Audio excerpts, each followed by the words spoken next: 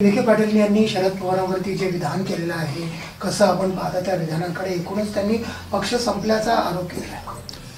असं आहे की राधाकृष्ण विखे पाटील यांनी जे माननीय शरद पवार साहेबांवर जे विधान केलेलं आहे, जे वक्तव्य केलं आहे, मला एक सांगा, राधाकृष्ण विखे पाटील यांची पात्रता तरी आहे का?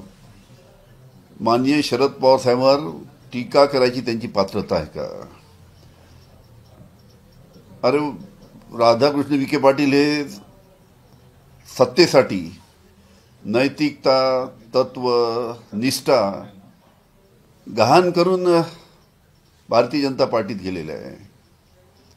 आणि राहिला आता प्रश्न माननीय शरद पवार साहेबांच्या पक्षाच्या अस्तित्वाचा, ते तर पवार साहेबांच्या राष्ट्रवादी काँग्रेसनी लोकसभेच्या निवडणुकीमध्ये निलेश लंकेच्या माध्यमातून राधाकृष्ण विखे पाटील यांना दाखवून दिलेलं आहे.